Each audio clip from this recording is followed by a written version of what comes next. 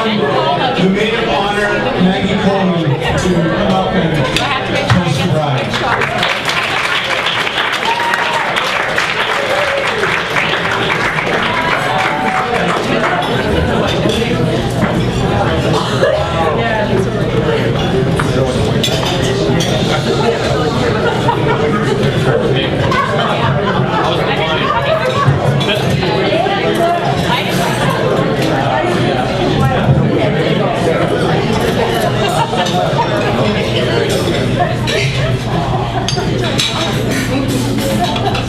Good evening, everyone. Good evening, Maggie. Sarah, I feel honored to be toasting you tonight. Congratulations to you and Martin. You both look stunning, and I think we can all agree that the ceremony was amazing.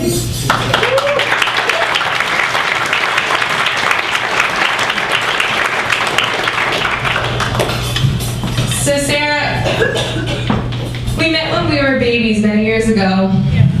My mother was looking for an apartment when she overheard this woman talking to the landlord. My mother told the landlord she wanted an apartment next to her because she sounded fun and she thought she'd get along with her. This was Paula. So thanks to Paula. So I was living in my parents' boiler room. It was cozy, great accommodations, really. And at this point in my life, I was only bumping around on my bum, while Sarah had already been performing somersaults and laps around her kitchen. Both families reunited after 20 years or so. Ironically, it was on Valentine's Day in 2008 when Sarah and I truly bonded. Sarah and I celebrated our past relationships with men over a tray full of brownies, wine, and for Sarah, maybe chocolate milk. And we were watching a film called The Wedding Crashers. It was here we became soulmates that led us to travel Europe together. Sarah, we came across many trials and tribulations on this trip. Leaks from ceilings, no hot water. I will never forget coming home one day and you were boiling underwear in pots. This is no joke. And there were times we barely made our trains because of my loaded down luggage. But Sarah, you never hesitated to help me. You were running up and down stairs like a mad woman, lifting these bags because they were too heavy for me to carry. One night in Barcelona, after one amazing shopping extravaganza, we lost each other for 5 hours. Miraculously, we found each other at the train station. We were so excited, we started yelling and crying. All heads turned and eyes were on us. We then proceeded to pretend that we hadn't seen each other for 20 years.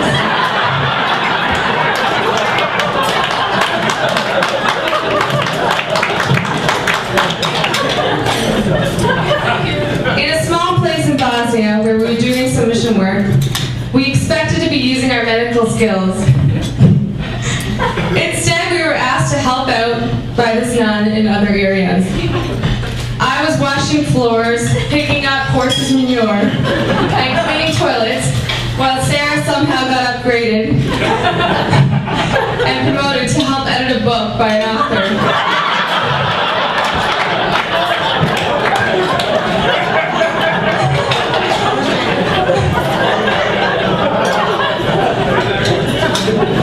This is all true. Sarah, these short stories say so much about you. A caring and thoughtful person, always giving to others and putting others first. Funny and incredibly bright, compassionate about her work and family life. A sister who's protective and encouraging to her brothers. Sarah, since we first met, we've supported one another's dreams, accomplishments, mistakes. You've inspired me and challenged me to chase my talents and never give up, for what you think you can accomplish in this life.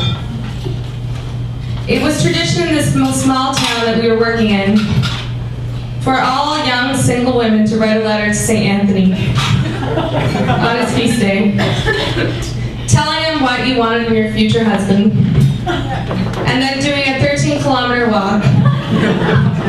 The letter was to be left at a statue in a nearby village. Sarah and I approached this in a light manner, somewhat jokingly, not giving any thoughts to the consequences of what might happen.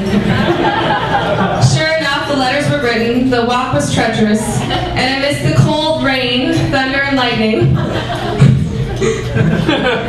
Sarah was still able to take all this seriousness and grief out of this walk by belting out the song, "And we're going to the chapel and we'll get married."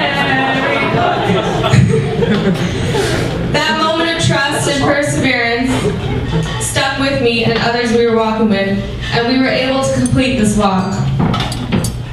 Sarah, I don't know what was in that letter of yours, but my hope was that it was a cross between an ex-seminarian and an ex-model.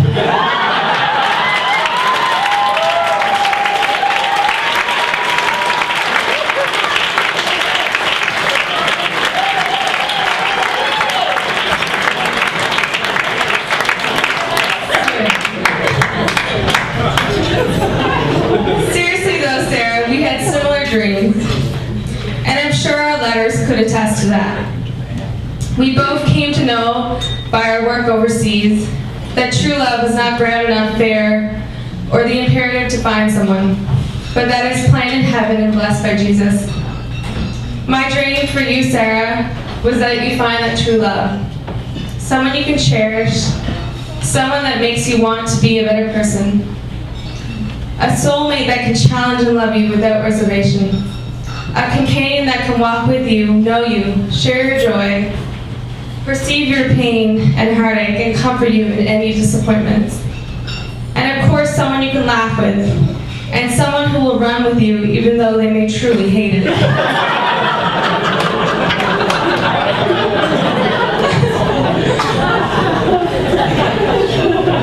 Sarah, as I look at Martin at your side, I know he represents all this and more. I'm so excited to witness this dream come true. So this is your moment, the day that we've talked about so many times. Breathe it in, Sarah. God has written this beautiful love story for you both. You are absolutely wonderful couple, and I look forward to the life that you will lead and the people you will serve. So Martin, I give you Sarah, a beautiful reflection of Our Lady, who we call Mother. Of Our Lady it is said, she is the one who every man loves when he loves a woman, whether he knows it or not.